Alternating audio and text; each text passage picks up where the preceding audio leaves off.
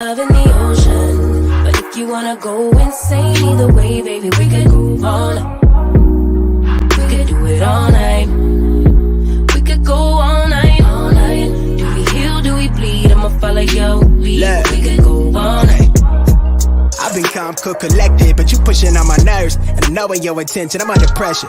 Okay, I'm admitting that a couple things I said got acidic in the tone. In the presence, I get careless. Long as you know I come with imperfections. When you look at me, you see the soul through my flesh. You something special. Know you looking bomb, the way you dress and gone. Flex and hold it still and let my mind digest. You got the leverage, you got the upper handle on the situation. You worthy of a million more of the storms that we weathered. We fight retreating, then fuck, but you trying to kill the cycle. When nobody's stressing that body like me, I know the way you like it. I treat you like a queen, run the castle. We could do it all night. We could go all night. Love in the ocean, but if you wanna go insane, either way, baby, we could go all night. We could do it all night. We could go all night, all night. Do we heal, do we bleed? I'ma follow your lead. We could go all night. I've been calm, cool, collected, but you pushing on my nerves. And knowing your attention, I'm under pressure. Okay, I'm admitting that a couple things I said got acidic in the tone. In the presence, I get careless. Long as you know I come with imperfections. When you look at me, you see the soul through my flesh. You something special. Know you looking bomb, the way you dress and gone. Flex and hold it still and let my mind digest. You got the leverage, you got the upper handle on the situation. You worthy of a million more of the storms that we weathered. We fight retreating, then fuck, but you trying to kill the cycle. When nobody's stressing that body like me, I know the way you like it. I treat you like a queen, run the castle. We could do it all night. We could go all night.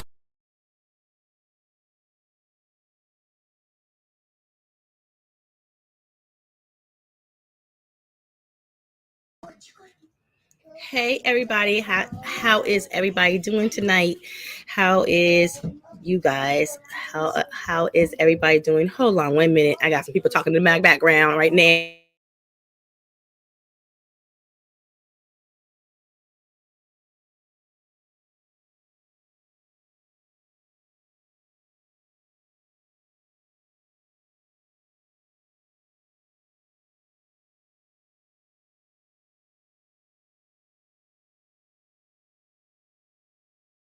We just waiting for Derrick to get back here.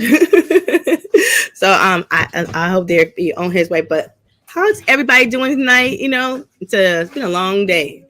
Hey, how you doing? It's been a long day. Shoot, kids. My grandson is sick. You know, it's been a long day, but we're here. Hopefully Derrick be here in a minute, and we're gonna have this live and.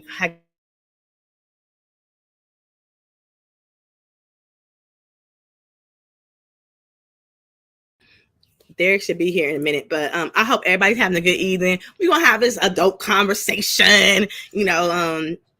This me and Derrick's little segment on Monday night. We're just trying to give our opinion, you know, just see what it is. I think everybody who come in, who watch the replay, share, subscribe it out, share it to my channel. You know, I'm trying to make it to 1,000 by my birthday. My birthday is January 28th.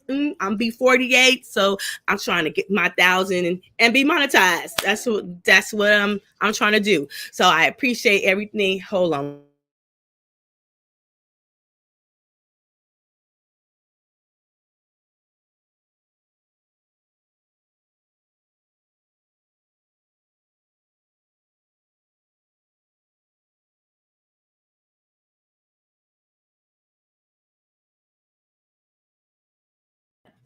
So hopefully my grandson, he gonna feel much better. He gonna Derrick right here, okay?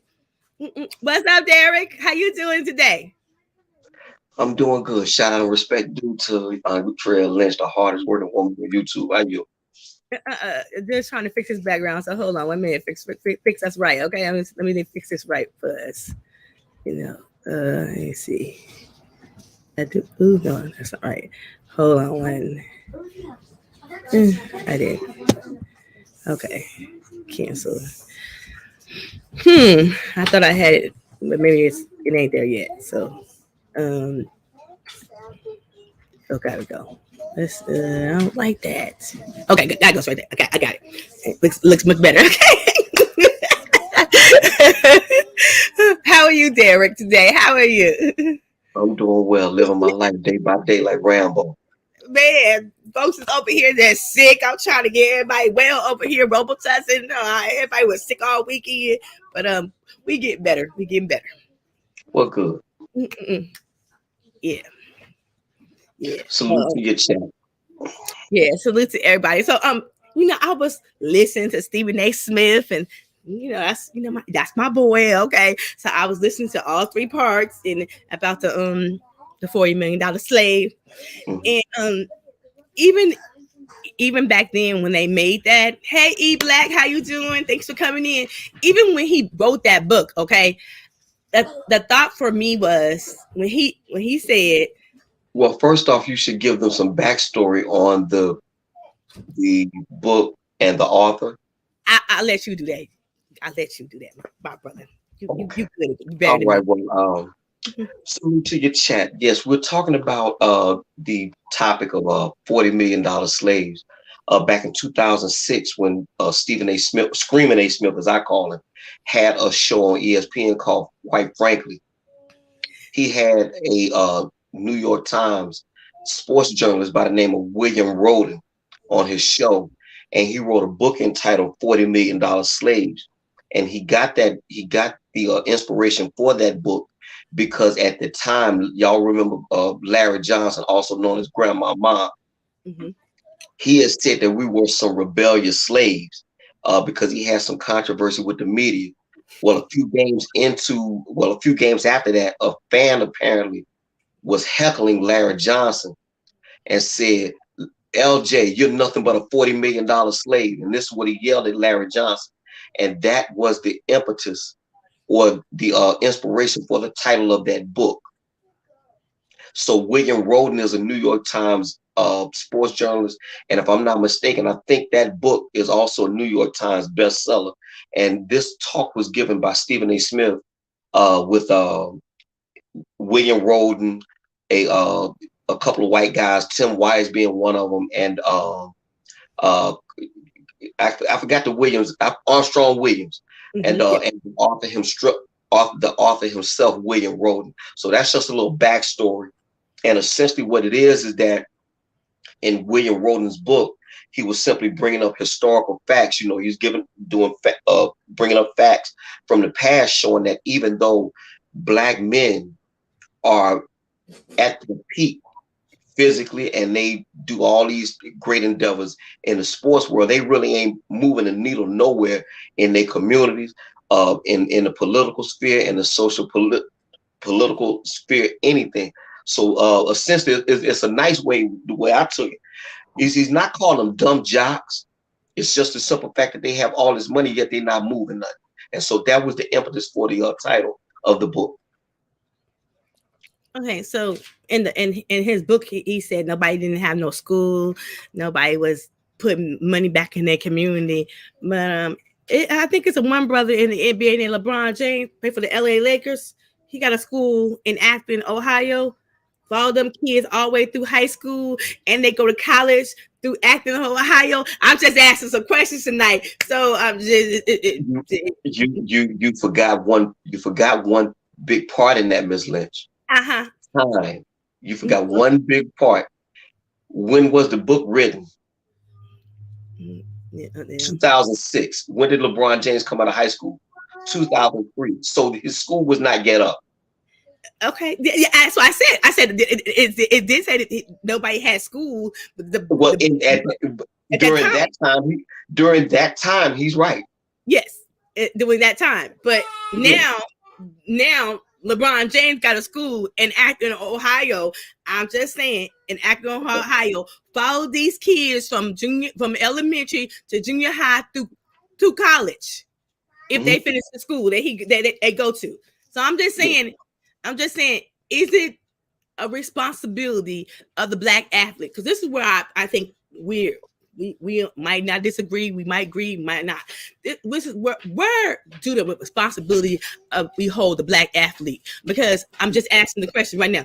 So this is, they go to school, they play football, basketball, whatever their talent is, to try to take care of their family. Okay, just their family. Probably they want to make it out. They want to make it to the NBA football to take care of their family because some of these kids come from poverty neighborhoods. So is it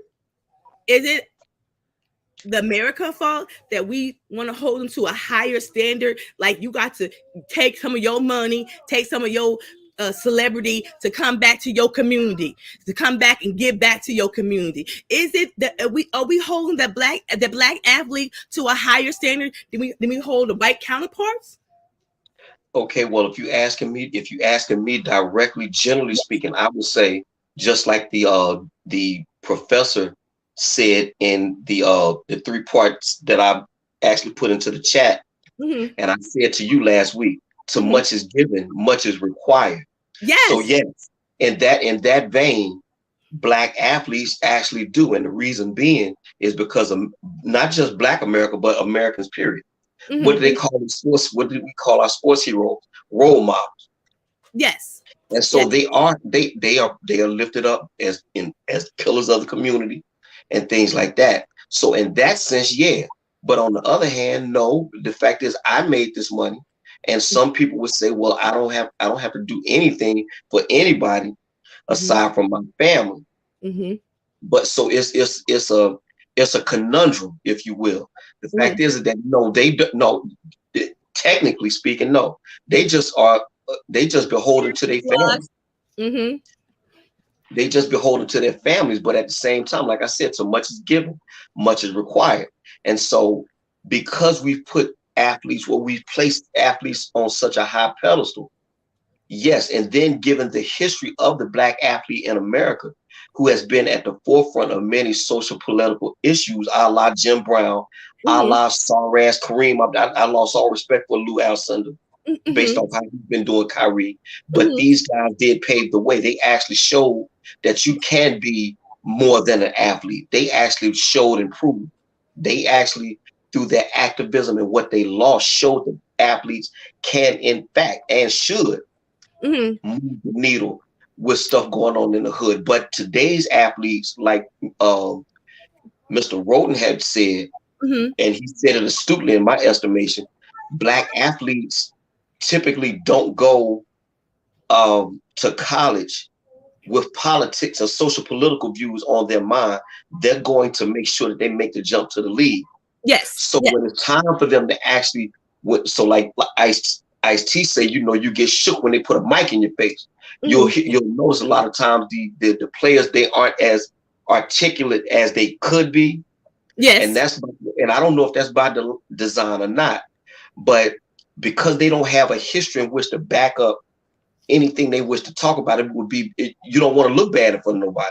So I best Mm-hmm. not to say nothing. So that's the reason why, in my opinion anyway, you don't have too many athletes that are really, especially black athletes, sad to say. You have a few. You have like Jonathan Isaacs, the guy from Orlando Magic, Mm-hmm. who didn't take the experimental product, or the former NBA player Royce Wright, who's often a big contributor on Jason Whitlock's Fearless on YouTube. So you Mm-hmm. have a few, but the big name, the big mega star athletes, Hold on a minute. no, Go ahead. Keep talking, Derrick. I'm sorry. Just keep talking. yeah, you just don't get that from them. But yes, to much is given, much is required, and because we put these people on pedestals, yes, a lot of people do look at them to try to do something social politically in their neighborhoods, but a lot of them don't come from that. A lot of them may not be interested in that, and that's their right.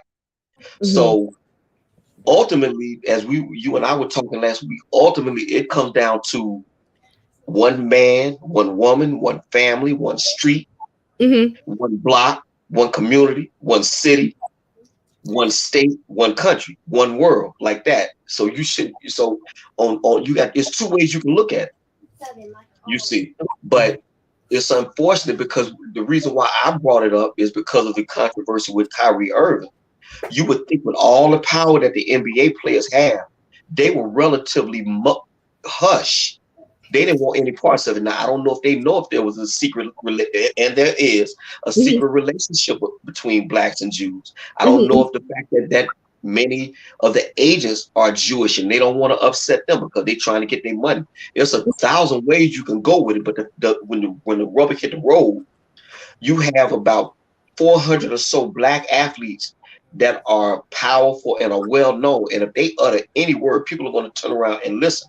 Nobody said anything. They essentially left this guy to die. And I sent you a picture that this guy did on Instagram, right? And I'm not on Instagram, but I showed you the picture where they had Kyrie Irving in a noose, and the noose was made out of an NBA basketball hoop.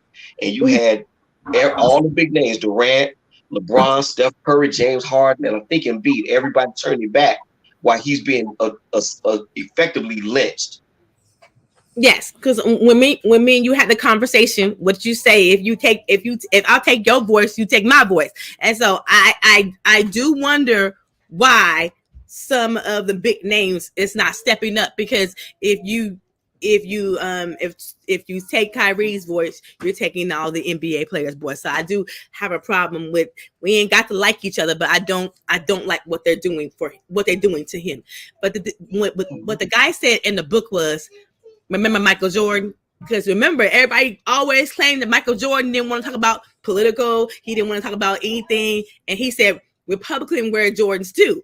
And so we blame Michael Jordan. We blame Michael Jordan forever not speaking up about political, about what's going on in the black community, blah, blah, blah. But yet and still, sometimes our own community, when LeBron James do speak about what's going on in our community, sometimes people gets irritated by that.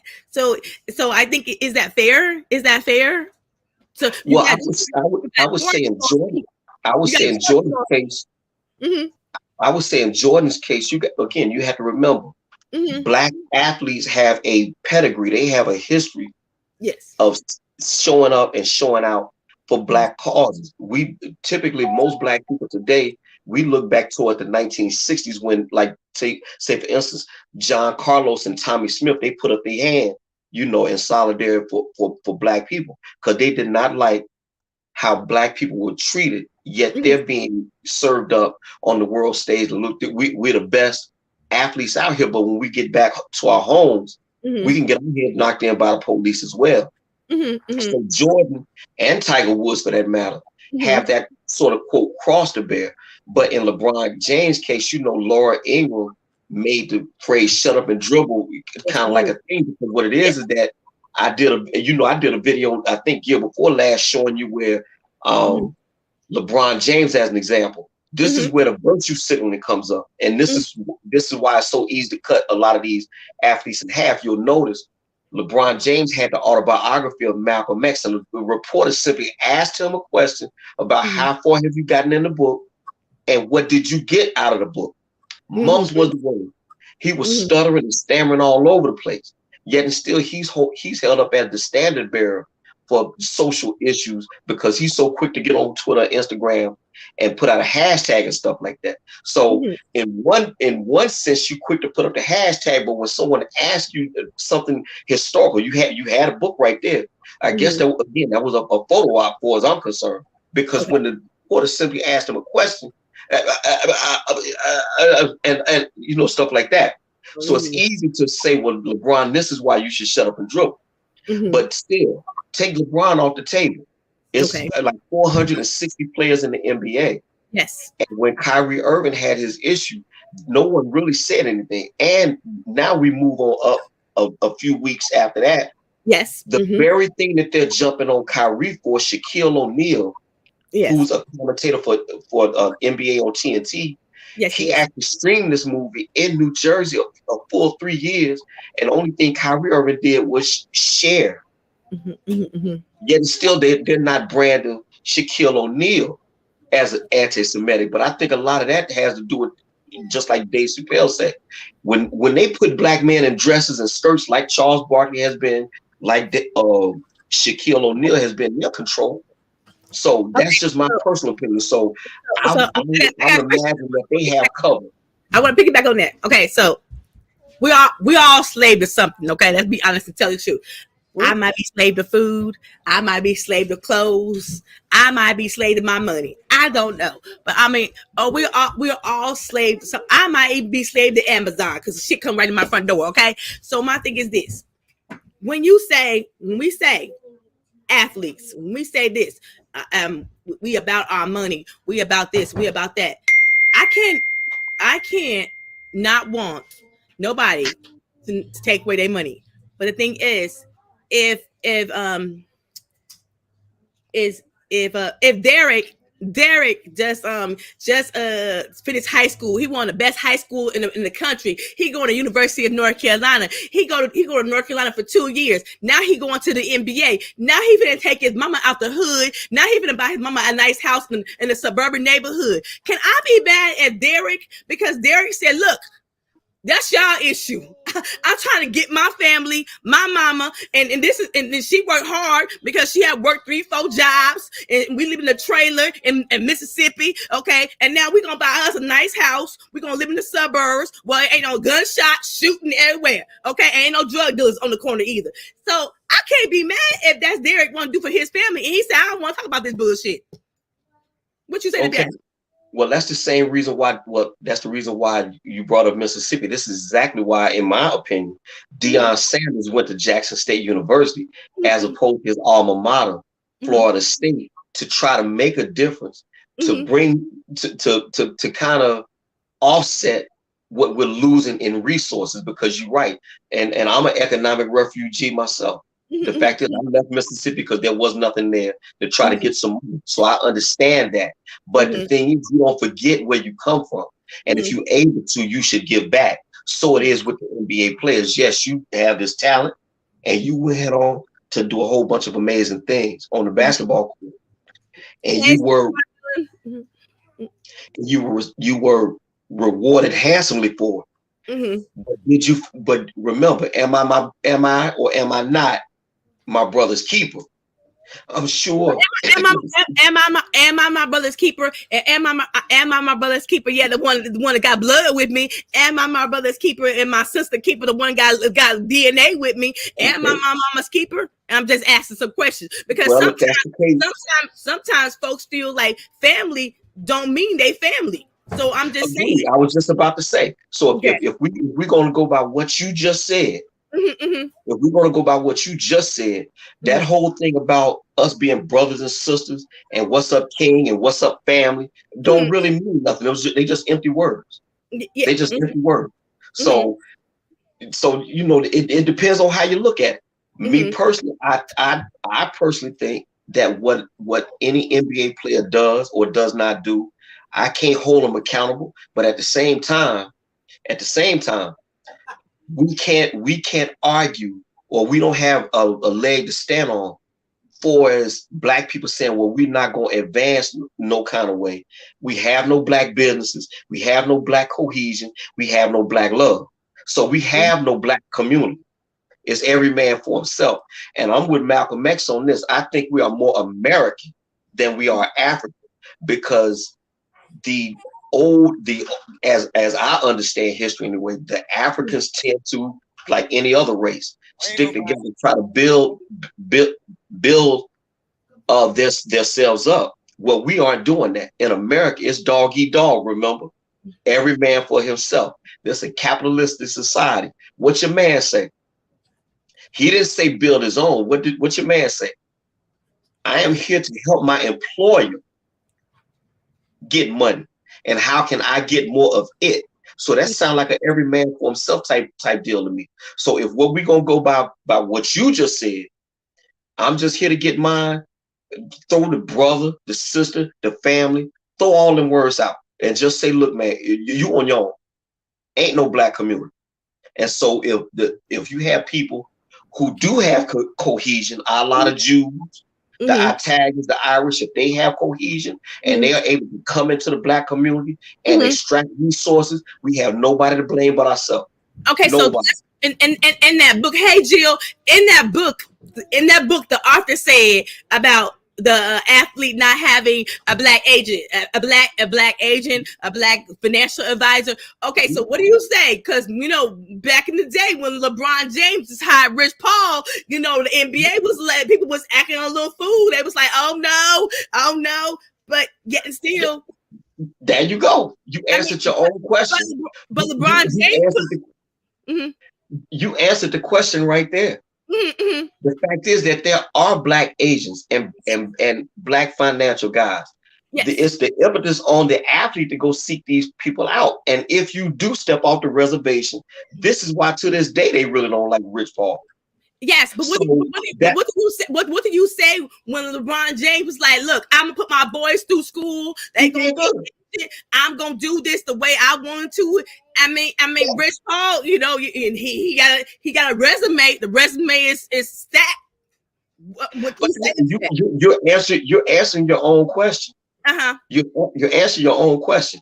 That's the answer to your question. We need to go seek out more black financial people. But for whatever reason, I don't know if it's apparently it must be some type of conveyor belt farm system from college, and right before they transfer into the league, these agents are already there. And so when LeBron James stepped out and said, "No, I'm not going that route," that was a very good move on his part. Now, did Joel Embiid do that? I don't know. I would think not. Did Dak Prescott do it? Probably not. A black baseball player is escaping me, but I'm just trying to think of I don't know. Well, former baseball great Frank Thomas, the Big Hurt. I don't know if he had a black agent, but that's the answer right there. That would kind of offset a whole bunch of stuff like that. But staying in the same vein of having power, I think because we don't have power. When you heard Shannon Sharp the other day saying "rip up the room," I was gonna bring it up because I got two examples to tell you. Because if you listen to, I'll be on the Instagram. I'm a little nosy. Okay, you listen to Pastor Jamal Bryant. Jamal ain't perfect. Let's be honest and tell the truth. But Pastor Jamal Bryant preached a sermon this Sunday and said, "Look, if I ain't heard of the NAACP come forward and speak out for Kyrie, we ain't heard that many athletes. We ain't heard the black community speak up and say, no, this is not right. I heard a couple people, but it's like, where's Reverend Al Sharpton? Come on, Jesse Jackson. Where are they at?" Reverend Al Sharpton, as you know, the year I graduated high school in 1985. If I'm not mistaken, Reverend Al Sharpton was outed as a FBI informant. So he's a control dude. So I would expect him not to jump on that train. He's the ambulance chase for Tawana Brawley. Tawana Brawley was a New York City girl who said that she was abducted by some white guys. Total hope. So he'll ambulance chase in that vein. Jesse Jackson, he has a love child. I think the young lady should be about 23, 24. He's been controlled forever. But again, if it's a black person, unfairly done by a white cop, they'll come out for that. But when it's a black man, from what I've seen in my 55 years, when it's a black man that's actually standing on principle and has right on his side, they don't come out for that. That's just what I see. I did hear, I love some Skip Bayless. I ain't gonna lie to you. I have always loved Skip Bayless. But I did hear this a couple of days ago. Him and Shannon Sharp got into it because Shannon Sharp said they want Kyrie to be on his bending knee. If he's already apologized, y'all trying to humiliate him, and y'all want him to. They want to keep putting more stuff on the list for him to do. And it's like, but the thing is, if you in business. Because the NBA is trying to get with Amazon. If you in business with Amazon and to me, it's a conflict of interest with the NBA want to be in business, but yet still you could spend Kyrie. And at the end of the day, is they have not. This is not in a contract anything with collective bargaining center. So that's why the player associate is really upset over this. Because if it's in a contract what his social media can be, then he gets to get suspended then. Well, no, because you mess with that man's. Well, you mess with that man's freedom of speech. Only thing he did was share something that Amazon put online, but more the bigger picture. from that thing is the revelation that Shaquille O'Neal actually played the movie for folks to see. Kyrie didn't promote anything. As I told you the other day, Miss Lynch, how much stuff have you shared on YouTube? You shouldn't be raked through the coals over that. And if Amazon is working with the NBA, that just go to show you right there who has the power. Because morally, how could they? But they can do that because they own all the cards. So even though Jeff Bezos is still, from what I understand, as we tape this now, that movie Hebrews to Negroes is still on that platform. But ain't no, he not gonna take it all, and he ain't got to, and that's his right to keep it on there. But that just go to show you, once again, a $40 million slave. You can't say it, you can't even promote it. Yes. Right? But yes. I can. Yes. Because I hold all the cards. Yes. And yes. our covered Negroes like Shaquille O'Neal can play it, and nothing will come of it. And so when I saw, that's why I asked. Are we a slave to our money? Are we a slave to? No, it's not. No, it's not overt or even. Well, I guess some could call it figurative. If we're gonna say the athlete is a $40 million slave, we as America, as a black people, because we spend money on hair, we spend money on hair, we spend money on shoes, we spend money on shoes. We spend money on clothes, jewelry. Yes. So are we a slave as a black community? A slave to jewelry, money, hair. Are we a slave to our own demise? Well, yes, we are slave. Here you go. This is the biggest example. This is a contemporary example of slavery right now. The fact that you don't have control over your own body, you are a slave. If the government can tell you that you have to take an experimental product to hold a job, you are a slave. So everything else is moot. If you don't own your own body, by definition, you're a slave. So everybody last year had a choice to make. And the choice was given to you by your government, not your creator, but by your government. So by definition, you are a slave. So all the other examples that you gave regarding being a slave to money, yes. Being a slave to food, yes. Being a slave to destructive stuff online, yes. Being a slave to pornography, yes, and yes to all of that. But the first thing, if you don't have freedom over your own body, as evidenced by what we just went through last year and how I lost 2 channels over, you are a slave. How you doing tonight? I'm just asking because I personally think sometimes we as I will say this, I'm black, so I don't know about anybody else.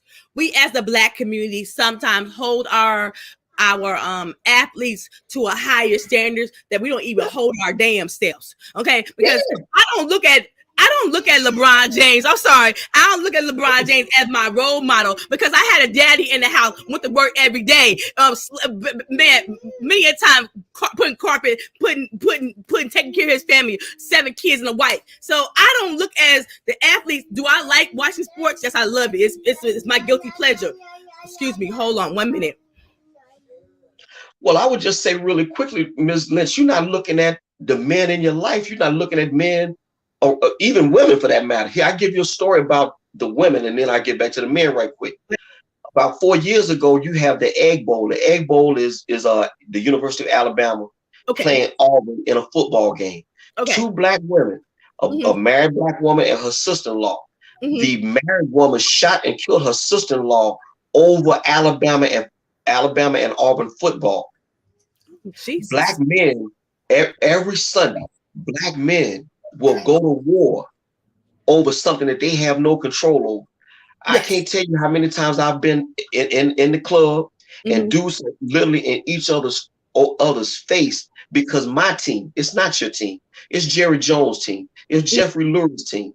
It's Daniel Snyder's team. But you have so many people that live vicariously through sport, but you're not doing nothing.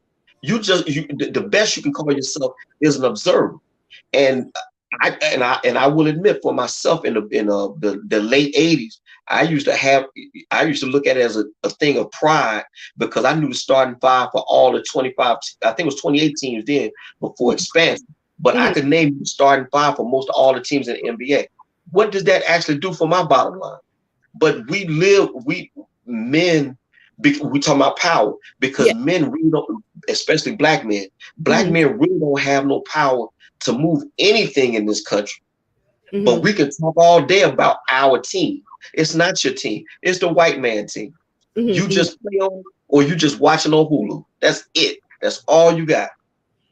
Yeah. No, I was just thinking. I think I cannot blame any athlete who. This is how I feel. This is my own personal opinion. So I'm letting everybody know this is Andrea Lynch's channel, and this is how I feel. My own personal opinion, and I don't have to answer to nobody because this is my channel. This is the way I feel. I feel like if my son made to the NFL, I don't give a damn about nobody else. All my son has a responsibility if he want to take care of his mama, his sister, and his nephew. That is his business. If he don't want to get back to his community, because the last time I checked, I was the one, and his daddy was the one all the time at them football games early in the damn morning. Not no community. I'm just saying, okay? So if he wants to help other children, I don't have a problem with that. But yet still, when the community say, well, I was there, where?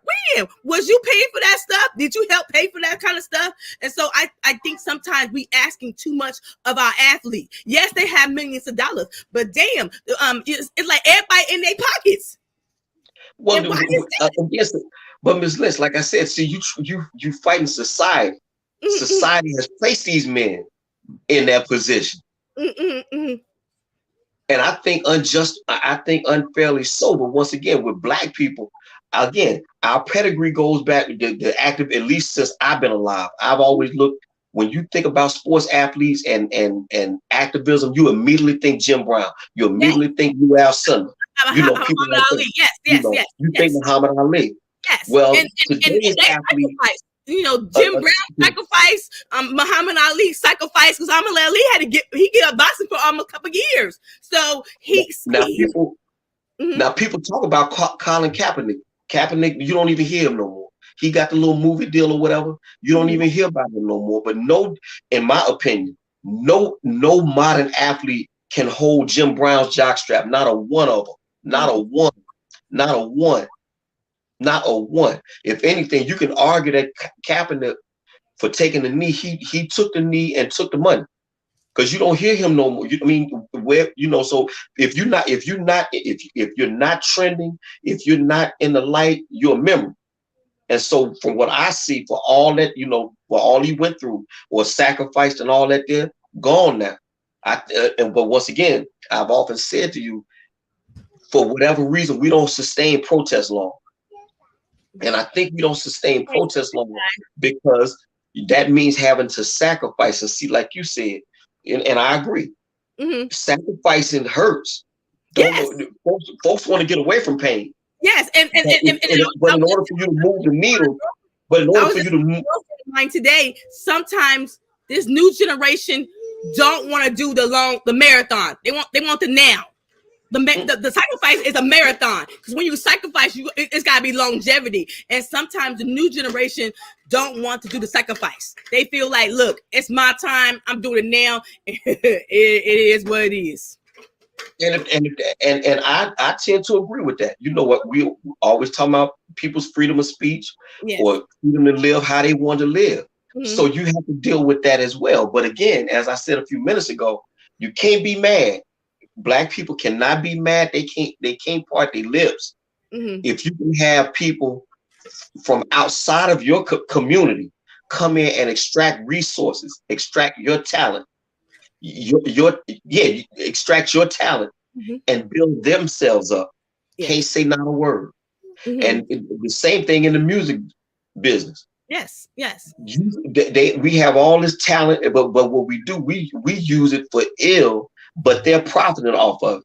Yes. You couldn't dare say about Jewish people or white folks in general what we say about ourselves every day on record.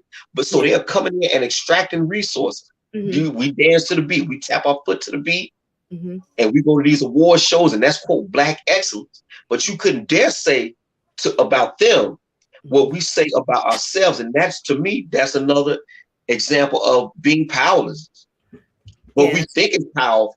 We think it's powerful because you do have to give it up to Luke Skywalker.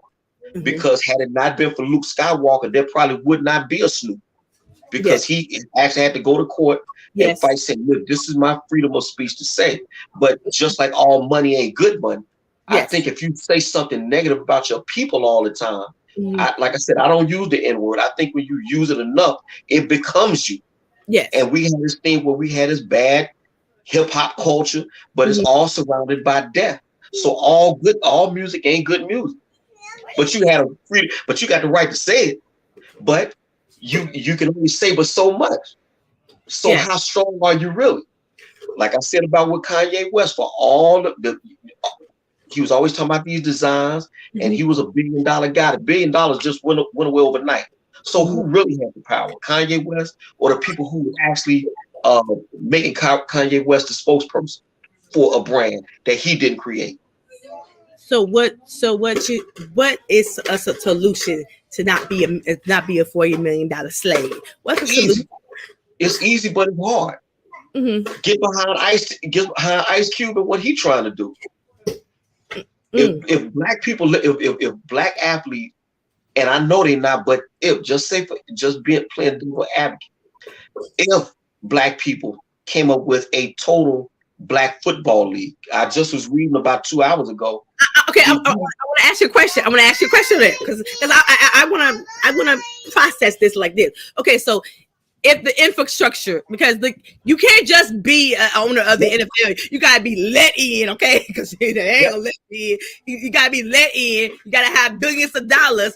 So how if I always ask you this question. I ask you this question all the time. So if we want to work in the system or tear the whole system down, it has to be torn down because the system clearly not working for you. I was just gonna say real quick. Did you know that in Canada they had a Canadian black hockey league? No, I didn't know that. They had a few teams, right? We built up to 12 teams. This was in the early part of last century, like the 1930s. It was an all black hockey league, right? This at the same time the NHL was going on. But see, they didn't, just like how the here, like in this country, the Negro leagues could not play with the National League. The Canadian Black Hockey League couldn't play in the Stanley Cup. But once again, you had power, and they didn't. What happened was, over the course of maybe 10 years, they had to fold. Why? Because they didn't have infrastructure, and they didn't have sponsorships behind them. And that's really what keeps you afloat. You see, same way like right now with the WNBA. The only reason the WNBA is still alive and kicking is because the NBA is subsidizing them. Yeah, subsidizing their stuff. But see, somebody has a power dynamic in that. Well, somebody has power in that dynamic, and another one is hoping on good graces. You see, well, with black people, you have all this black talent, but you have no infrastructure. So there is no equivalent.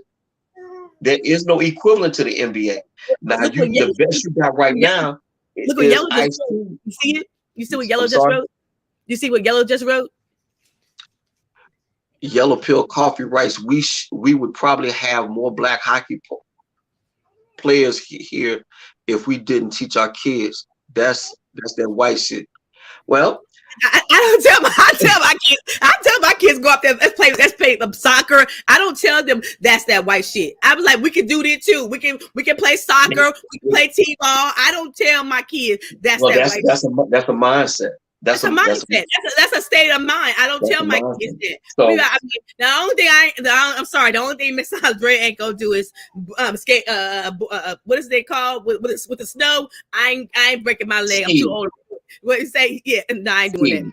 Yeah. Now I'll take you skiing and teach you, but Mama can't do that because I ain't breaking no leg. Okay. But I don't tell my kids that's that white shit, because we did soccer, we did t-ball, we did and we had and actually I'll be honest, I did say back in the day that's that white shit. But when I had kids, my ID I evolved, and I actually love some of the soccer moms. They were some great women, and I'll be honest, the teams that we played on, it only had a couple black girls on the team. I didn't understand that, but I'm glad that my kids did play soccer or play some no honey play soccer or do something like that, because it was getting them involved with playing with other children who don't look like them. Yeah, but I mean, like we essentially do not have infrastructure or anything in place to rival what's already there and are already set up and waiting for you. They had the arena, they got the sponsorship, they got they have the agents, they have it all. They have a total monopoly on all that. And so if I am a black player coming out of Mississippi and I'm poor, yeah, I'm gonna run to them. But once again, I think a lot of times are we not educated on who are the black financial advisors, who are the black agents, or we just picking a Caucasian man because I know he Tim Rhoden. What is Michael Jordan old agent name? Was it Tim? Was him? David Falk. Are we picking him because he's Michael Jordan agent, or are we just not being educated enough to pick our own? Like Deion Sanders was like, I'm at Mississippi. The NFL can't teach me nothing. And matter of fact is, y'all make too much money. You're hard headed. Because Deion Sanders just did a 60-minute thing, and he said that. Mm-hmm. Well, I can't answer what they're doing or the reasons as to why they go that way. Only thing I know is I'm a results do. Only thing I know is that they do that.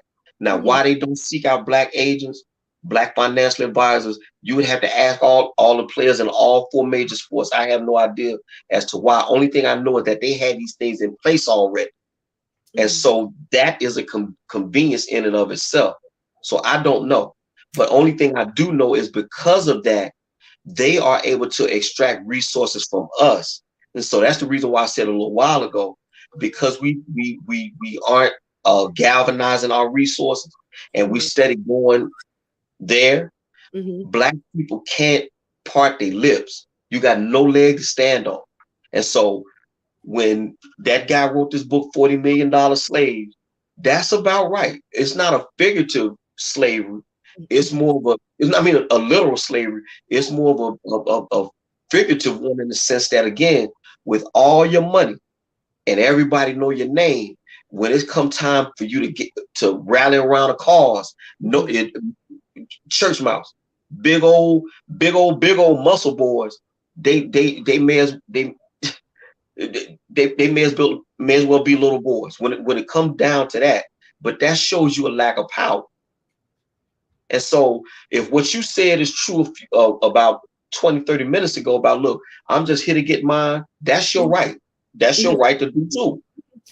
You can't say nothing if a black man gets shot. You can't go on your platform and then you want to stop from your platform. You see, because you don't have a moral. You can, but you don't have a moral high ground to do that. If you hear just for the dollar, you see.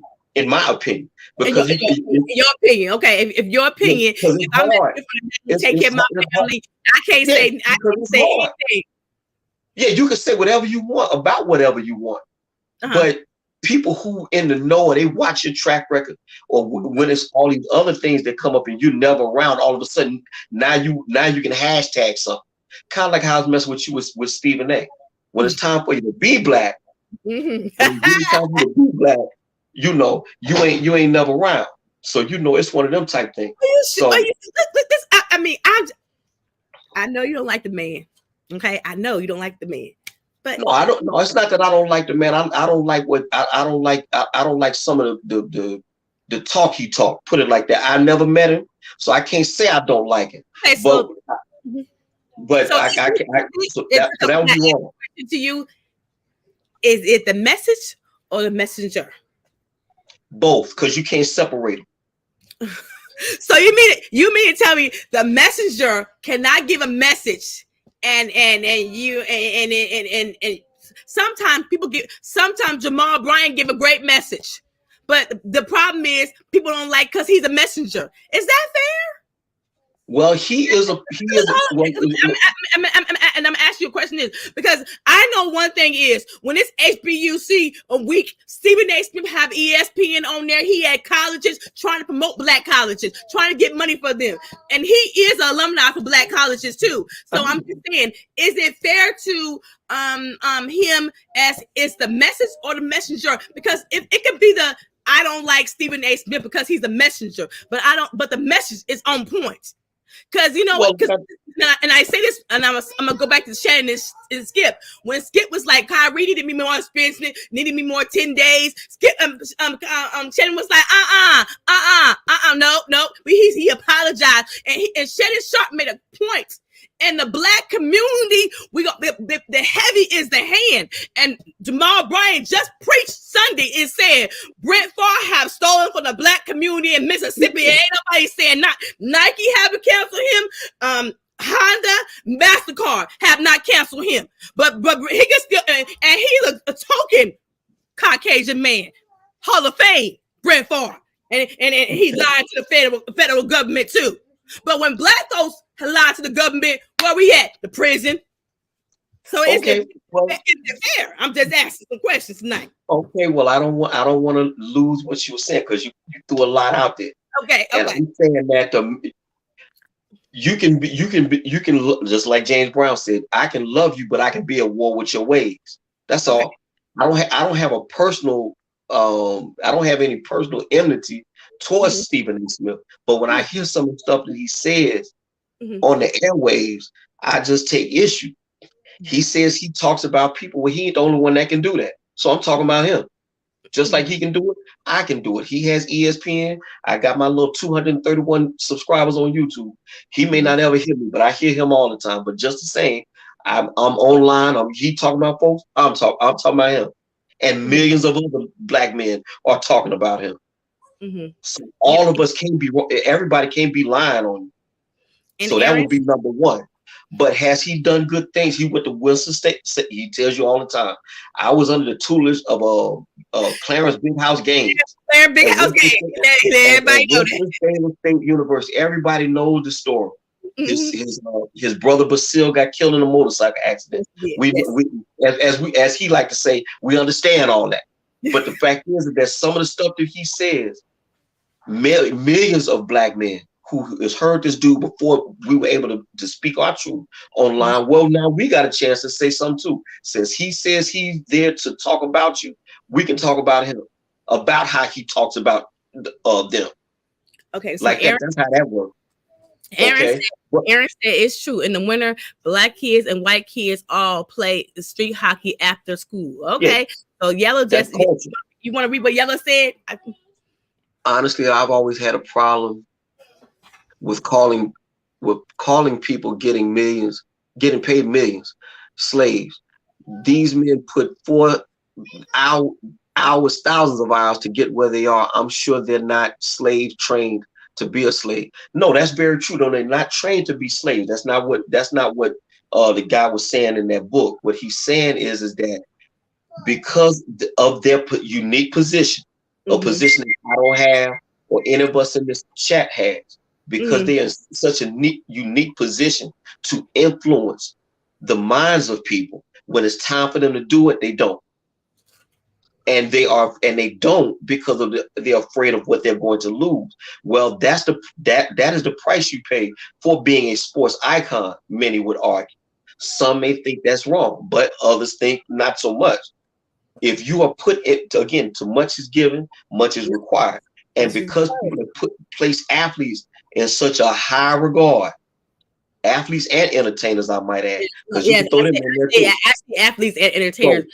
So because of that, this is why you have this thinking. Again, that I only read excerpts of the book, but I think it was very well written, and the man was dead on.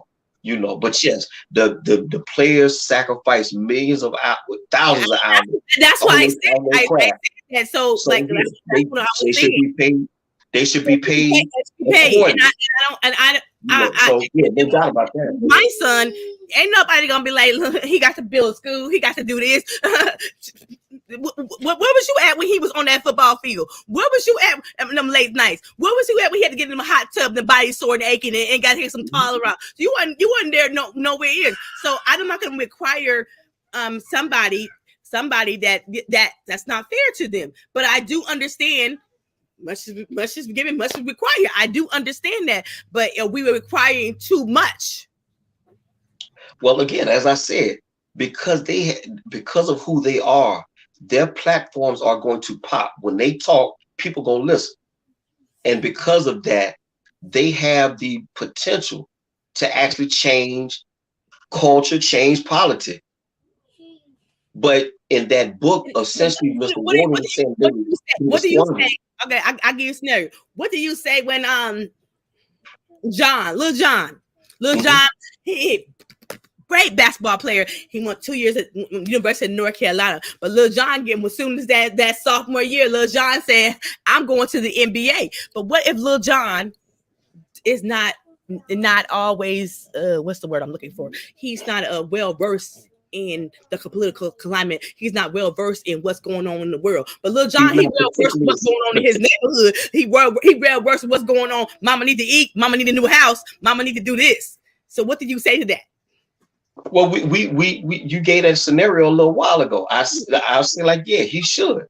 Mm-hmm. He should go and do what he feels he needs to do. Mm-hmm. But you just had to be very careful once they shove a mic in your face. Mm-hmm. Or if you got these Twitter fingers like LeBron James does, if something happens in the real world, mm-hmm. and you want to be a political athlete activist, or as they like to say, more than an athlete. If you're going to be more than an athlete, mm-hmm. just know that not only are the media going to look at what you say, the rank and file, the people who follow you as a sports fan are mm-hmm. going to have issues, or they're going to think, well, oh, wait, stuff like that. So mm-hmm. you have to be very careful, because once you take on that mantle, I think they should know what come with it. Okay. So just because you don't understand what come with it, don't mean you get a pass. Because again, once you get exalted to these positions and something happens, like say the George Floyd situation, and you want to take to the internet to start typing your thoughts, which mm-hmm. is your right to do, people mm-hmm. are going to critique that because of who you are. Yes. So I mean, look what Yellow said. I don't think they would appreciate the years of hard work and sacrifice of slavery. I'm sure they don't.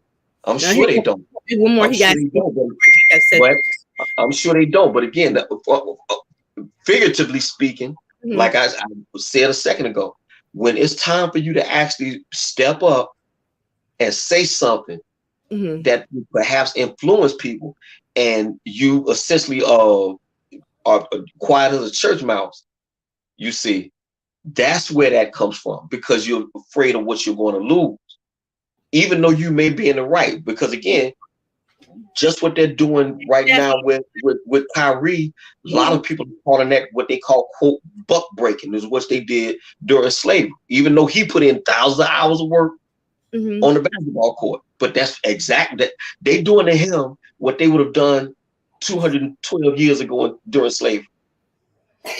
Mm-hmm. Okay, it was the Yellow said. Can we get that one? I wish my son would lose out. Qualify as black enough. Well, that's to me, and that's a good point. But I would say with that, many of us don't know. We too woke all on good, and we still trying to find out what authentically black is. So it's kind of, that's just an internal struggle within the race, as far as I know, as far as I'm concerned. But just the same, if you stand up for something, I don't care how black or light, whatever it is, if people see you standing up and you stand up for a just cause, that should be enough.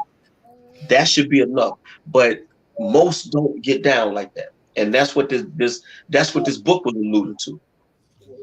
Yellow said, "Could Kyrie go home and not one slave could be going home?" Well, I don't really understand what he means. Kyrie could go home, okay? Not one slave could go home. Okay, I got it now. Now, Kyrie could go. Kyrie He has was that good. luxury. I One mean, Slave does not. But again, I'm not. This is not. I'm uh, yellow pill coffee. This is not a literal thing.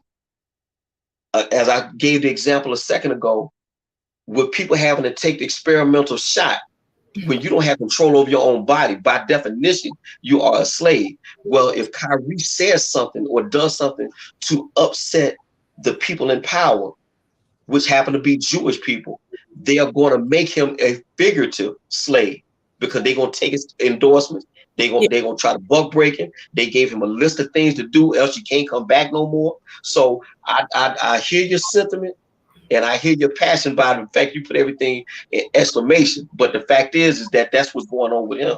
And so that by definition, he's a, with nothing else, he's a figurative one. I just think if the NBA is 90% black, Mm-hmm. and this is where I get irritated with the Morris Smith, the Players Association of the NFL, because if we got numbers and power, so if we don't play, if we don't hold on. Well, once again, Ms. Lynch, you making the point for the book. If you got power and you don't exercise it, what power do you got really? But you ain't got none. I'm just saying, because this is where if you don't exercise, it's nothing. This is my own thinking. This is my own thinking. If 90% of the NBA is black, 90%. You got LeBron, you got big names. You got LeBron James, you got Chris Paul, you got Damian Lillard, you got Steph Curry, you got Draymond Green, you got all these brothers with big time contracts. If they say, look, Commissioner Adam Silver, this is a little too much. Now he apologized. Now he don't give his money to whoever and come on now. And this is not even in the collective bargain. It's not even the collective bargain thing. I got a problem with that. Why are y'all not stepping up for him? You ain't got to like him. This is how I personally feel about Kyrie. I don't like him. I'm just gonna keep him 100. I ain't got to like him, but I do respect and I do think I don't want nobody to lose their money. And the way they're taking his money away, I got a problem with that. Because if it ain't Kyrie, who the next brother? If it ain't Kyrie, who the next NBA player who coming up right after him? I mean, it's other players coming in the NBA. So I'm just saying, step up to the plate, my brothers. But Ms. Lynch, that's the reason why. Again, that's the reason why. Again, for the title of that book. When it's time for you to do what need to be done, when it's time to sacrifice, when it's time to bleed, we don't. So there will be another Kyrie. There will be there will be something like this soon in the future, in the near future. I predict, and they're going to be as quiet as church mice then. So in that sense, figuratively speaking, they are slaves. Slaves never went to the defense of one that was getting whooped. Never. They just got whooped. Hey, so let me see. This is salute to Chef Choupino. Yo. What up? I was gonna lay in the clouds, I'm editing a bunch of stuff, I got a bunch of Vegas to show y'all. But I don't know, man. There was something that you said, Andrea, that it kind of triggered me, fam. Oh, Jesus. Because listen, I'm gonna pull a Derrick real quick. Okay. I don't have the exact show to reference, but you was giving Kyrie a lot of grief. You give Kyrie a lot of grief, right? Yes, I do. And you give him a lot of grief, right? Because you said, look, let me tell y'all the truth. I don't like him. Yes. So I think that is critically important for you for the folks to understand why it is that you don't like him. Because guess what? Kyrie was an easy target. He was a very easy target because folks recognize that a lot of folks who align with groupthink don't like him. Okay. People don't like him because he thinks different. Remember, he spent a lot of time in Australia. Okay. Right. people don't like him for specific reasons because he moves to his beat of his own drum, or he understands when it's necessary to challenge groupthink. All right. The craziest thing in the world, and that's why it's a blessing that I see Derrick up here. The craziest thing in the world was he did not want to take the jab, my friend. He did not want to take the jab. He didn't feel it was effective. He had his ideas. I'm talking about Kyrie, and he didn't want to do it. But what really pissed me off was so many people, oh, he said he's a fucking asshole. He's this, that, and that. He's messing everything up. Right? Because he made a decision about his own goddamn health. We don't own him. But he made a decision about his own health. And people were just pissed off because he is such a great player and a pivotal player. Why would he do that? And people were assigning their own logic and projections onto him. Those people that would have taken a needle, not knowing what it brings to them, just so they could make this money and that money. Right? Yes. So when you say you don't like him, me and you had heavy conversation, a deep debate. I say you don't like him. Why? He got into legal trouble? No. He had a bunch of kids out of wedlock? No. Did he get arrested? No. They found out bullshit about him in the strip club? No. There's one criminal thing. This, that, and the other. Nothing. Yes. But, I know. But I want to share it with them, right? But here's the kicker. It was just because he annoyed you about things you wanted him to do that he did not do. It had nothing to do with him being a good guy, but you called him a troublemaker. It had nothing to do with him being a good guy or a bad guy. It had to do with the fact that he did not move the way you wanted him to move because you wanted a particular team to perform a certain way. Is that fair? I don't know. But when you speak now about the things that happen and the people that need to come behind him and support him, here's the kicker, my friend.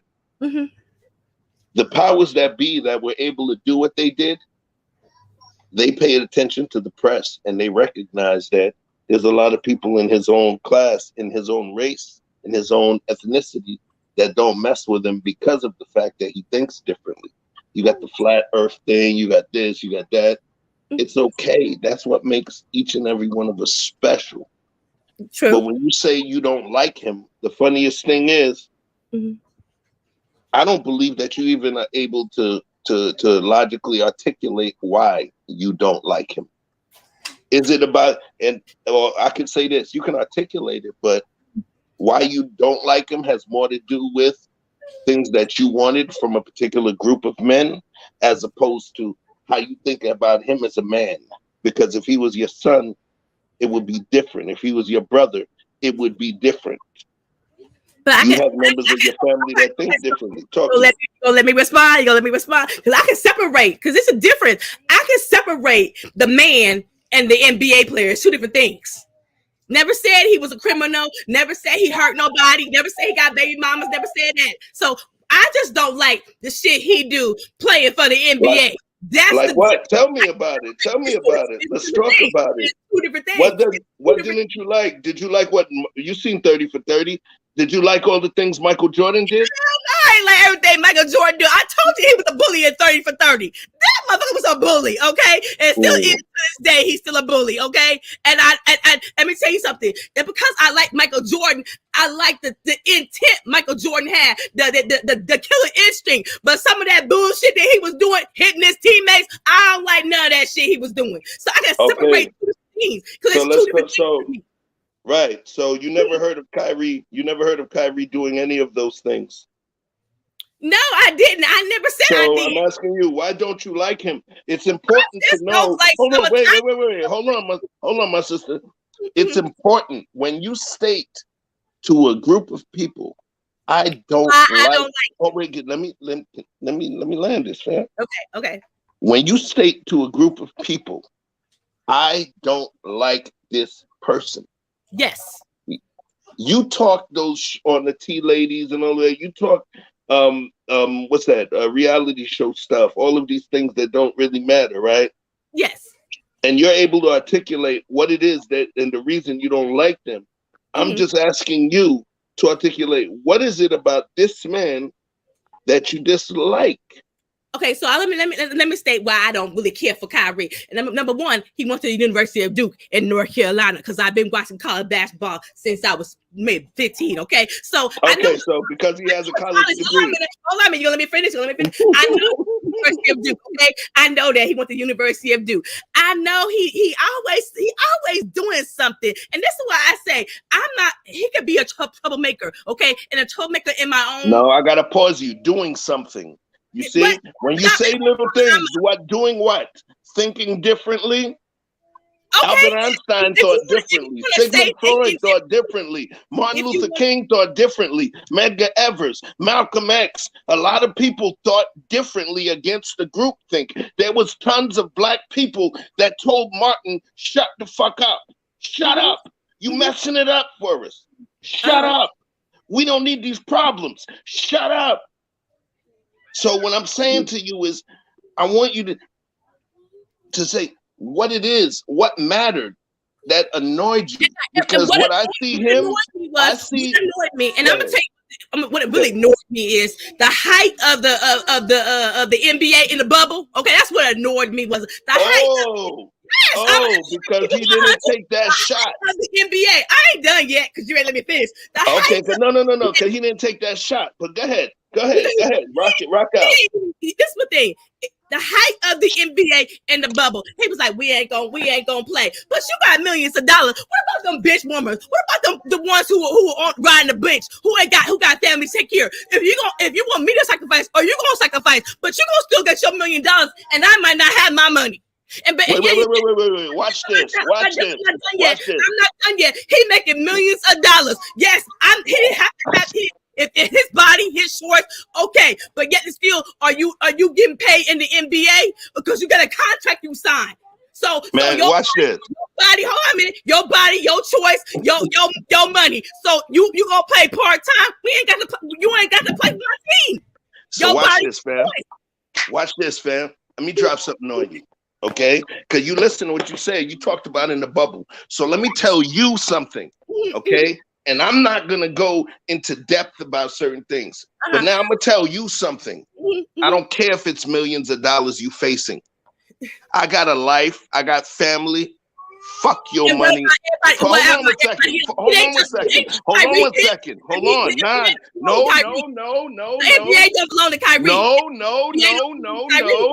No. Let me land that. Okay, when it comes down to my life and my ability to live and my chance that I can die from some injection and get blood clots and all kind of stuff, when it comes down to that, fuck your millions, fuck your game, my nigga. This is my life. And the NBA- hold on 1 second. No. You dislike this man. Because hold on, let me land this plane, fam. I know this is your platform, but please, let me just land this. This man refused to take something that has been reported to kill people.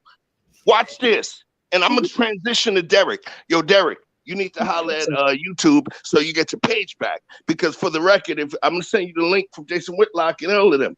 The CDC literally stated, okay, that the jab is not a cure for COVID. And YouTube has relaxed their restrictions because of what's come out. So they owe you your channels back, okay? So what I'm saying is this, Andrea, now I'm going to pivot back to you. Go ahead. Listen, you saying this man should take a goddamn needle that could potentially kill him just for millions. So my question is, how much would you sell your life for? I didn't say. Look, I never said Kyrie had to take the thing. It's his shorts, his body, his shorts. But what I said was, when you sign a contract, see, you had all these players come over here to Brooklyn, Kevin Durant, all these players saying, we're gonna be on this team, we're gonna win this championship, we here as one accord, and then all of a sudden I'm not doing it. That's fine. That's your so what if he died behind that shit? What if he took the needle and died behind it, Andrea? Then what? I never said. Look, I never said. I'm gonna stand on my point, and I know you're gonna stand on your point, but watch this, family. I love you, How Chef. many people you know got sick behind that? How many people you know got sick behind that, Andrea? I know a lot of people. I know a lot of people that got sick behind that. And for the record, pardon my passion, y'all, because I know a lot of people that got sick behind it. And the fact that we know what we know now, and the fact that you're talking about a game. You're talking about a game. We talking about a game and somebody not endangering their life to play a game, and that bothers you about it. Because I never said Kyrie was his choice. I never said that. And just because I don't like him, and I'm gonna say it again, I don't like the brother. Period.com. I don't like him. But just because I don't like him, don't mean I want anybody to take his money. Just because I don't like him, I don't like what's been done to him. But it's my right, my choice, and I don't like his behind. I'm gonna say it again. I don't like him, but because I can feel both ways. I don't care for him, but I don't want anybody to take his money. I don't want what the NBA is doing for him, and that's okay. I have that right. Last time I checked, it's America and it's a free speech. I don't care for him, and I'm gonna say it again. I'm still not care for him to this day. I don't know if I'm gonna ever like that brother, and he ain't killed nobody. He ain't hurt nobody. He ain't in the club, and he ain't got no baby mamas. And what? But you love people. You love people that did worse. Oh. She sounds actually like everything she says about Kyrie is everything that's screaming A. Smith. Oh Lord! You always that too. Point there is always Stephen A. Smith. He said, "Screaming A. Lynch." Screaming A. Lynch. Hold on, I'm gonna give you a public. Now, hold on, 1 minute. I'm gonna give you a public announcement. Andrea Lynch has her own thinking, and just because I got two brothers I love on this stage right here, you ain't changing my mind. I'm standing on my square tonight. Okay, great. Nobody's trying to change your mind. Nobody ain't trying to change your mind. You do sound like him. Of course, you got your own thinking, but the words you use, you have the right to use the word problematic. You have the right to use the word cachet, but you said, but that's just those are his trademarks. And when you say Kyrie is problematic, he says, well, but you have a right to say that though. So I'm not trying to change your mind. I would just say again, we was talking about so that we don't get too far off the track. The fact of the matter is, when it was time for other black players to get behind this guy, they didn't. Yes. Now, why they didn't, I can't answer that. But the fact is, they did it. Now, I don't know if you had a white equivalent to Kyrie, would white players in the NFL get behind him? I don't know. But what I do know is that we have a historical track record of leaving our players, basically letting them hang out to dry. But yet and still, we want to have a voice. We want to be more than an athlete, this, that, and the third. And if you do, when it's time for you to do it and don't, figuratively speaking, you are a slave, because you know that if they get him, they might get me too. And I don't want that. Yes. That's all that is. Here's the thing. It's anything. If this was my girlfriend, I don't got to like her, but I got to like what her boss is doing to her. No, I don't. So I can compartmentalize. I don't care for Kyrie, but do I want anybody to lose their money? No. Do I want anybody to take a contract from him when he just shares something? No, that's not right. And at the end of the day, you got brothers in the NBA. Stand up for your brother. It could be a brotherhood y'all claim. Just stand up for him. You ain't got to like him, but you got to respect what he's doing. Period. And I can do that. I ain't got to like him, but do I like some of his moves? No, I don't. And I'm gonna say I don't like some of his moves. I'm okay to say that. Good, bad, or indifference. I'm a grown woman, and I feel, and I'm gonna say it again, I feel like he does stuff out of just to do it sometimes. I'm like, what the hell is he thinking? And I'm not saying everybody gotta go against the grain, but I have been to jobs, I have been to unions, and we have strikes, and we have said, no, this ain't gonna where it go. All I'm saying is it's called protocol. You got an NBA president, a president associate, you the vice president. How you not talk to the president? That's all I'm saying. Whoa. Now you bringing that conversation in. So now you bringing the conversation that we had. I feel Chris Paul is close to the more close to NBA than Kyrie is. But how many years has Chris Paul put in the NBA? So maybe he might do a little things different. Just because it's a revolution, don't mean everybody got to be in a revolution. So, exactly. Thank you. I'm going to lean on what you just said. Pay close attention. Pay close attention. We're going to start it off. If there's a revolution, everybody don't got to be in the revolution. Yes. Chris Paul, I know, I repeated it. So, yes, you're right. So, Chris Paul was the president of the NBA Players Association, right? Yes. Okay. Yes. Okay. Chris Paul is a company man. Okay? He's the good guy. He's the one that the bosses and the corporate A-suite executives rock with. He's in with the big guys. Mm-hmm. All right? Mm-hmm. In slavery, they call that the house nigga. But stay tight. So hold on, let me land this plane. Please let me land. You don't know where I'm going. Please let me land the plane. Okay. So now, I'm going to give an example. Derrick C. Williams is the president of the NBA Players Association, and I'm the VP. And Derrick is in line with Andrea, who's the head of the NBA, and let's say Andrea is all 12, all of the team owners in one. All right. And I know that the guy who's above me is in line with the people I'm trying to leave. If I am creating a revolution, remember, everybody can't be a part of the revolution. If I am creating a revolution and saying, I'm sick and tired of the way white Andrea and her cronies treat us, and I don't believe that Derrick is strong enough to help us in this situation, and I go with all the other players and I try to create a new league. We trying to leave you. It's a revolt. It's a revolution. So hell no, I'm not going to tell Derrick or tell you. Just like in Africa, just like in the Caribbean, just like anywhere where they have what's called a coup d'etat or overthrow of the president of the government. They don't tell the person who they finna overthrow. They don't tell the president's vice president, hey, we finna overthrow your boy on Tuesday. We gonna kill him, the family, and kill a few of your men too. They don't do that.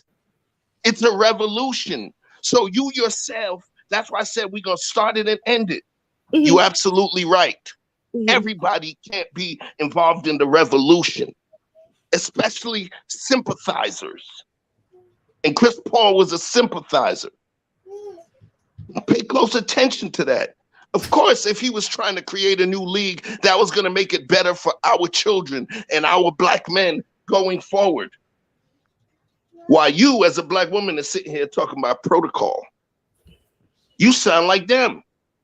What? I sound like them. You sound like them. You talking about protocol when somebody's trying to create a revolution to better the opportunities for us to create something better that can come back to us as the people, us as a 90-something% of that league. Well, but Chef, you're complaining because you want the league, you want the season to go, and you're talking about protocol. Well, Chef, oftentimes what Ms. Lynch will say is that, do we work within the system or do we bring a new system up? Well, if the system does not work because it never was designed for you to work, common sense says you go build your own. And so you should go build your own. The problem with blacks, as I see it, we just, for whatever reason, to anyone in the chat, Chef, Ms. Lynch, for whatever reason, we just don't sustain. And so we have no choice but to go back to them. And like I said, only thing that does is extract more resources. And so because the resources are extracted, that makes us as a people weaker. But yet and still, like I said, when any of these political blowups happen, like the Flint water crisis, you name it, the Jackson, Mississippi water crisis, Tamir Rice getting shot. Oftentimes people, the average person, they don't look to the politicians, they look to the entertainers and athletes, what they talking about. Well, if they don't say nothing, they really we look for them to say something, but they don't. or maybe they don't feel like they have to say nothing. You'll have to ask the person in question. But the fact is, we put these people in such high regard, right? We put these people in such high regard that when once they do start talking, they're open to critique, they're open to criticism, and if they don't talk right, we typically jump on them for that. So I don't know. I don't know what the black athlete is supposed to do, but one thing what I do believe that they should do is get together so that resources aren't extracted, and because clearly the infrastructure in place does not work. That don't work. But we got a major role to hold. We got a major role to hold in building infrastructure for ourselves. But until such time, figuratively speaking, yeah, we just gonna continue to be that quote $40 million slave. Got more money than you're ever gonna spend. Got prestige, you got influence, folks listen to you. But what is it worth if you can't move the needle?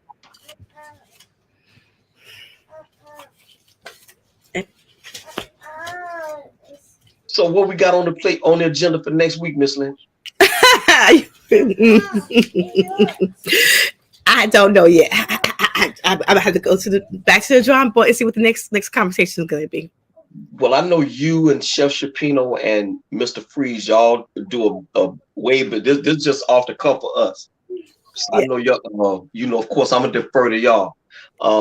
I would just say again, you know what? I'm open to a conversation. I'll let you. I believe what I believe. I'm at a point in my life. I'm grown, okay. And so if I feel some way, I feel some way. I never said the I just want to put it out there because public announcement. I can feel two different ways about the boy, and that's okay because it's my feelings. It's my feelings. But at the same time, I don't want anybody to lose their money. Do I want him to be respected? I sure do. Do I I can care for him? No, I don't. But at the same time, I don't want anybody to lose their money. I don't feel like he's being treated fair. And like Jamal Bryant just said, where's the NAACP? Where is the athletes? Why the black community is not calling for the NBA? Because it's our dollars. It's our dollars, our merchandise. We pay for them shoes. We pay for them jerseys. So if we gonna spend our dollars with the NBA, we got power. If we boycott them, we boycott them. I'm just saying. Well, again, first off, I want to thank you for having me on. I'm gonna drop down after this, but thank you for having me on. But I'll just say in closing, for me, figuratively speaking, we are slaves in the sense that slaves can't move massa, and we are not moving massa. We're not moving massa to make things better for the players, which is why you best to have a union. But still in all, they had a power. They can simply not play. That will get some attention because they was ready to do that for the Donald Sterling incident.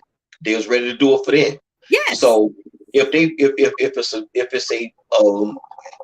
it's something that they feel strongly about, in this case, we were talking about Kyrie Irving and all of them, the way that they doing him, and they didn't say anything. To me, that shows either just a lack of compassion or just a lack of having power, or probably both. Because once again, if I'm my brother's keeper, and they doing this dude unfair, the only one I've really been saying anything remotely close to being strong is Jaylen Brown from the Boston Celtics. He's the only one out of almost 460 players. Yes, so, yes. But what did that say about the rest of the players in the league? And he's a vice president. Yeah. Yes, so if this clearly this has stood, it's standard. It's kind of like water on the bridge now, because 2 weeks to pass, you really heard no other players say anything.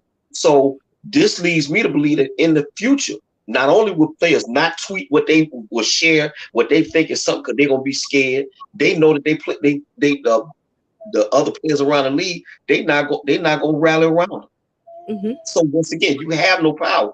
Now, how you get power? Typically, you should just supposed to go, like Chef said, typically you just don't say no, you just go do it. But once again, somebody controls their purse strings. And again, if you don't have control of your purse strings or your body, you are by definition a slave. That goes back to the individual. That goes back to Lil John, who was raised out the hood and went to college and got to take care of his mama and his sister and brother. That goes back to the individual. Say my money. I work hard for this money, and I don't have to because I'm a sports affiliate. I don't have to do all this. Well, Miss, just like with free speech, just like with free speech, I can't get mad at the Ku Klux Klan saying he want to kill black people, and you know why?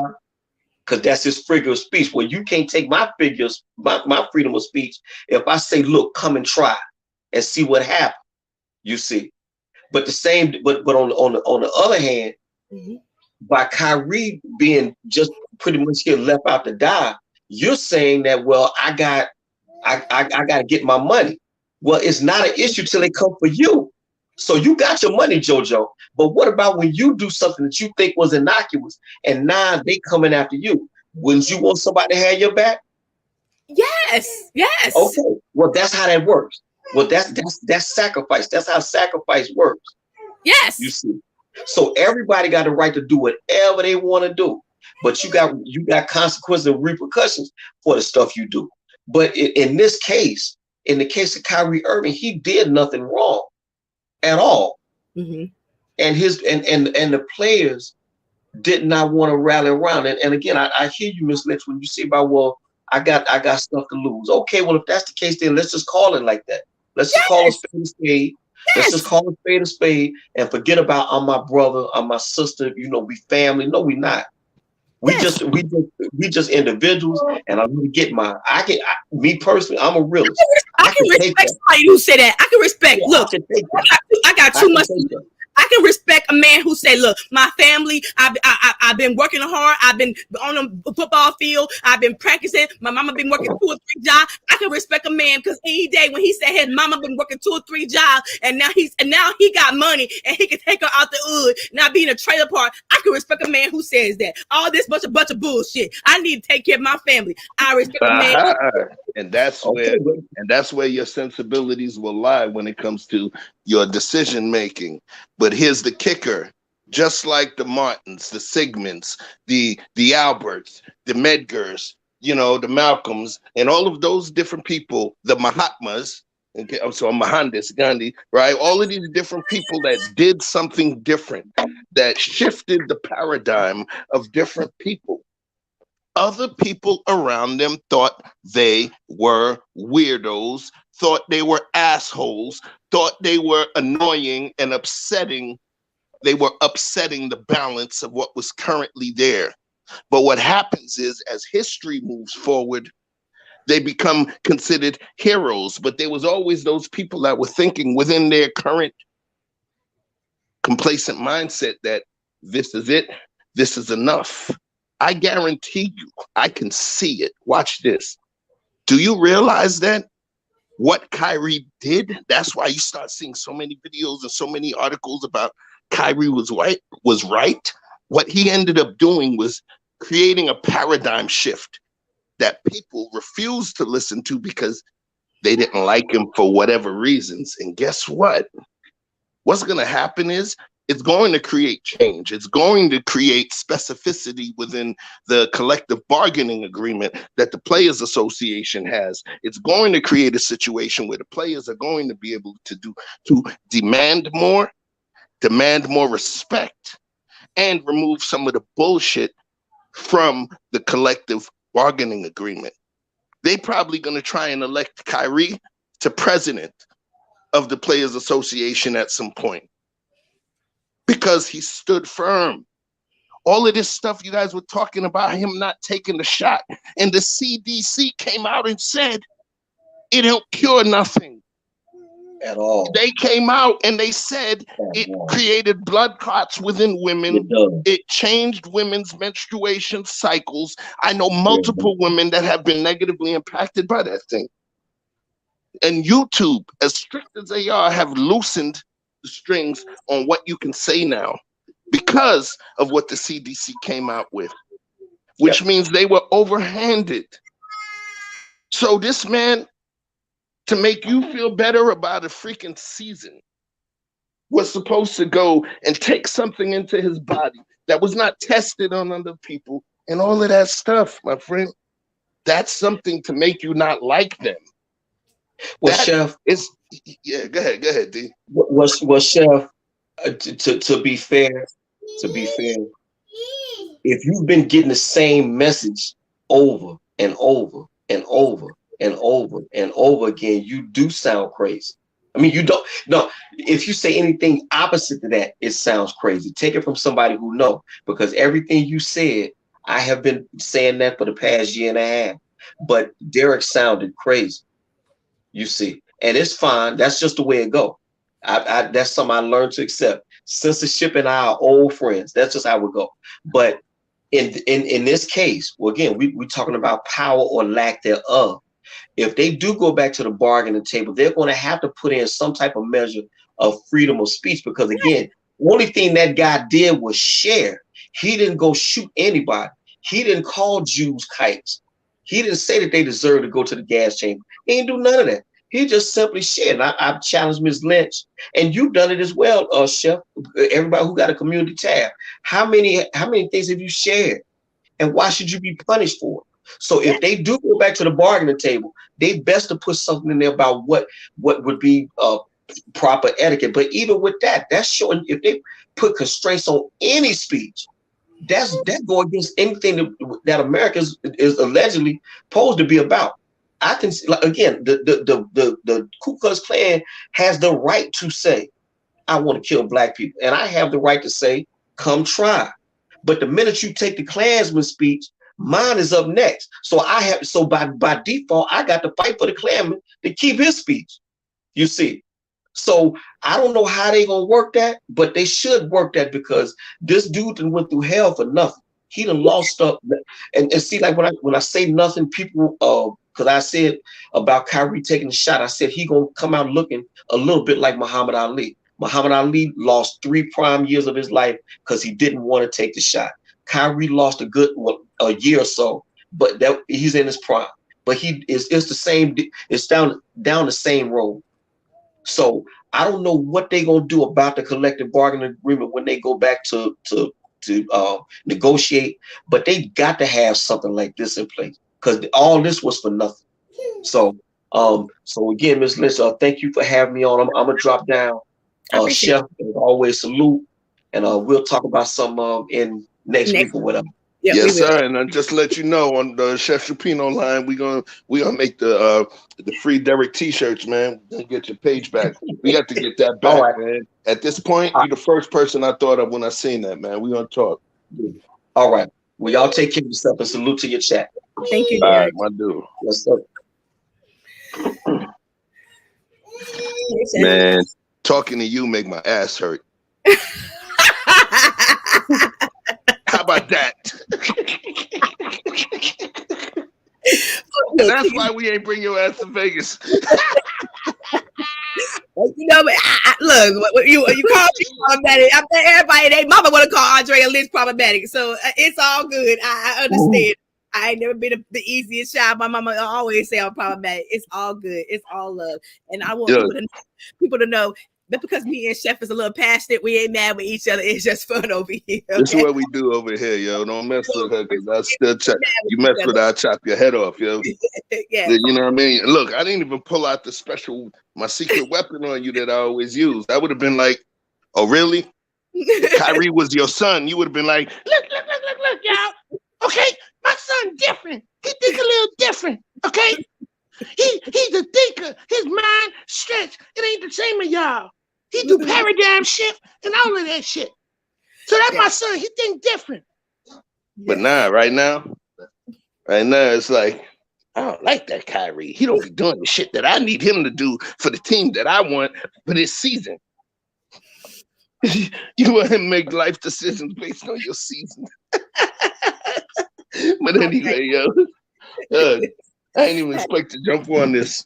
I'm sitting here editing a bunch of stuff, still editing a lot of the Vegas footage. You know what I mean? But yeah, man, Good show though.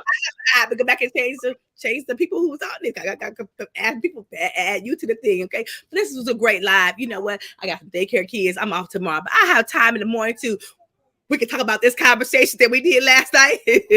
So I appreciate everybody. Yellow, Chit Chat, Lipstick Vibe, Candy V, Lauren London. I appreciate everybody coming. Wait, Lauren London was here. Yeah, Lauren London was here. Yes, she was. Yes, I appreciate everybody. You know, I picked up some new subscribers, so I'm hoping to get to my 1,000 by my birthday, January 28th. So I appreciate everybody subscribing to my channel, subscribe to Chef Choupino, Victor Freeze. We had a good conversation over the weekend. Please go to Victor Freeze channel. We had a great conversation about the Rooney Rule.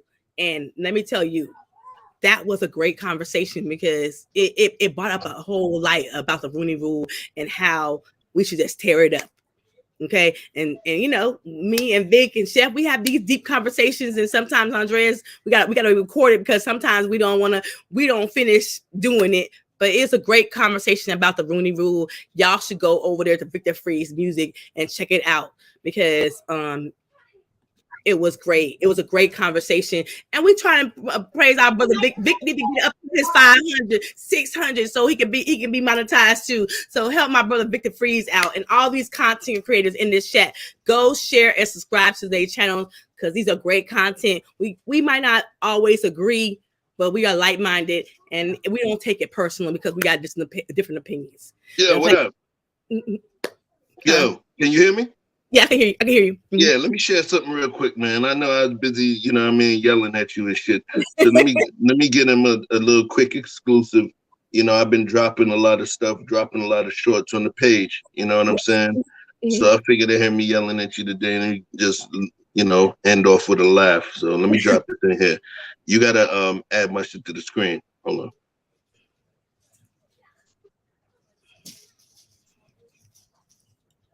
Oh, my man got on them. Ooh, what? Okay, Chef, what happened? Come back, Chef. Okay. My bad. My bad. I hit the wrong button. Hold on. Let me just. This is just a minute. This is just a minute. Okay. You know, gotta make sure my folks in. Hit the wrong button again.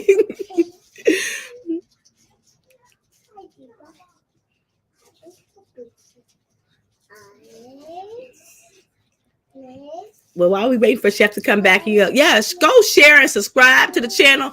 All the content creators in the chat. Look, me and Derrick, we have these conversations. We go back and forth on the phone all the time because he always sending me something. I always sending him something. And we guys got good dialogue. Sometimes we don't have these real conversations. And, you know, we should. I got my opinion. Derrick got his opinion. And, honey, he going to tell me how he feel. Hey, Papa Mama, how you doing?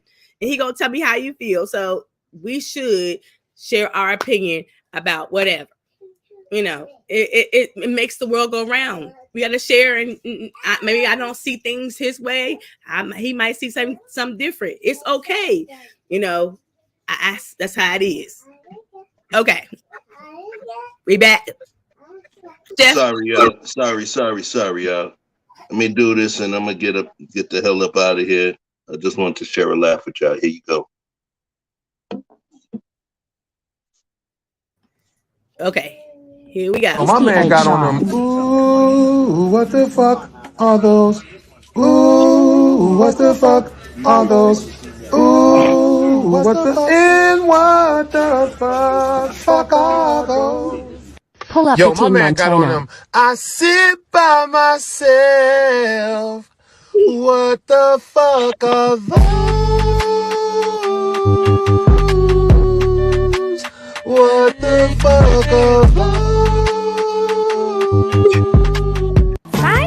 There were 5 in the bed, and the little one said, roll over, roll over.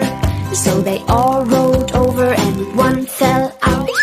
What the hell? Oh my God, no way. And who is that coming off the picking road here, boy? Cause Jordan never did that move. He never wore his shoes.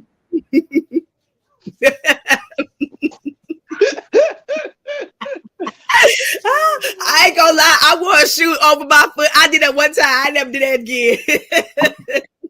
Hey, y'all, Andrea pinky toe looked like a thumb. So there you go. But yeah, check my channel. I'm dropping a funny short every day. Check out Choupino. He my teammate. You guys should go over there. He got great content. He got shorts up there. Go over there and subscribe to Chef Choupino's channel, Victor Free's channel, Derrick C. Williams. All the content creators in my chat. We got good people, good content. Y'all go over there and share and subscribe to their channel. Yeah, I'm telling y'all will get a laugh over there at Chef Choupino. And we had heavy conversations too. So it's plenty of content on his channel. We just taking a little hiatus right now, but we're gonna be back full effect in a minute, okay? So I appreciate everybody coming in, sharing, subscribing, and listen to this conversation. You know, everybody don't have to agree. We can disagree and still respect each other. And that's what we do over here at Just Andrea. And I have a new intro. Shout out to Nicole Reloaded. I got a bomb ass intro. And if you want to know about Just Andrea, that intro says everything about me. And I want everybody to just watch it. I'm going to play it. I love everybody. Y'all have a good weekend. No, Tuesday. Y'all have a good Tuesday. It's Monday. Lord have mercy. It's Monday, okay? I'm going to see y'all later. I'm going to play this intro right now so you guys can see it.